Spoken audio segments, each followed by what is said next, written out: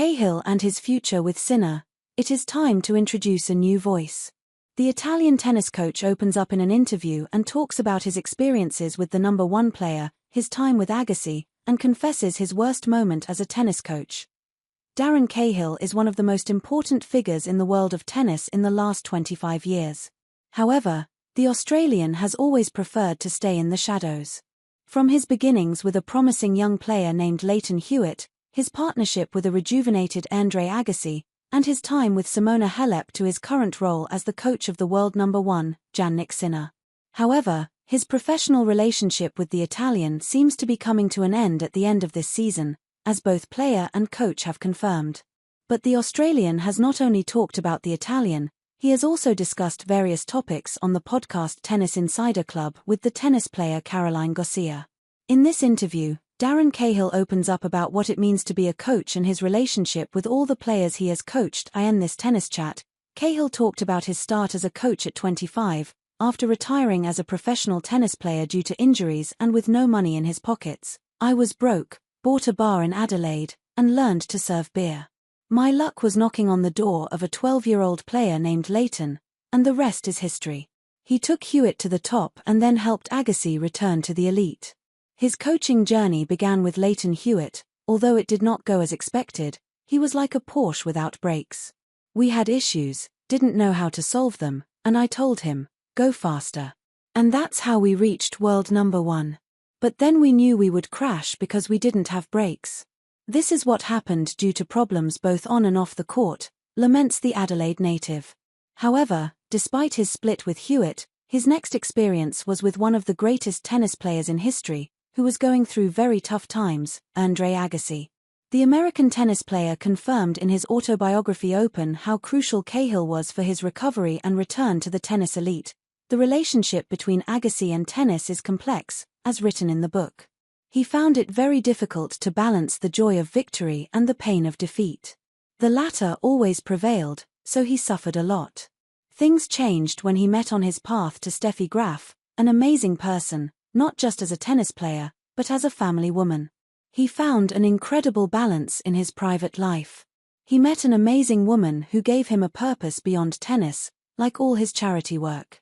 He started playing for this reason, to be a better person, to help others. He is an extraordinary man, incredibly smart. After this successful period with Agassi, Cahill stepped away from the tennis frontline for a few years until he found himself in Adidas development program. There he crossed paths with Simona Halep and later became her coach. Although he confessed that his worst moment as a coach was in the defeat of the Romanian in the 2017 Roland Garros final against Jelena Ostapenko, that defeat devastated her, and that was my worst moment as a coach. There was a lot of pressure on her, and I was always trying to stay positive. But that was the wrong choice. She was suffering, and I didn't show empathy. It took me a while to understand. After 3 months, I hugged her and we both started crying. I told her that if she wanted to part ways, I would understand, but in 2 weeks, all the pressure disappeared. After his time with Halep, everything changed when Jannik Sinner appeared, whom he had no doubt was a rising star. I mentioned it 4 or 5 years ago for ESPN and thought, my goodness, this kid is special. The sound he made when hitting the ball, the way he moved, it was clear he was going to be a great player. Riccardo Piatti was doing a great job with him. When we started working together, we gave ourselves a trial period of 3 or 4 weeks on grass. He lost in the first round against Tommy Paul, not a great start, but his potential could already be seen. His connection with the world number one has an expiration date, although, despite his great relationship with the Italian and the successes they have achieved, his partnership with Sinner is nearing its end. However, he explains it in the most natural and rational way possible. The ideal time horizon for a coach is 3 or 4 years. Once that period is over, the risk is to become more of a manager than a true coach. After a certain time, the athlete has absorbed all possible teachings, and it is time to introduce a new voice, a different perspective, to continue growing. And to conclude this candid interview, Cahill spoke about the doping case surrounding his protégé for a year and how well the world number one has managed the emotions. The Closteball case could have overwhelmed him, but Sinner has shown an extraordinary ability to handle pressure. How did he achieve those results with all the weight of that matter on his shoulders? We also wonder. Some players bring their problems onto the court, others leave them out. Jannik belongs to the latter category.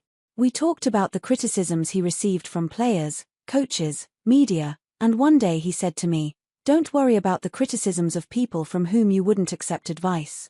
He is only 23, but he has remarkable wisdom. Italy can be proud of him, rightfully so.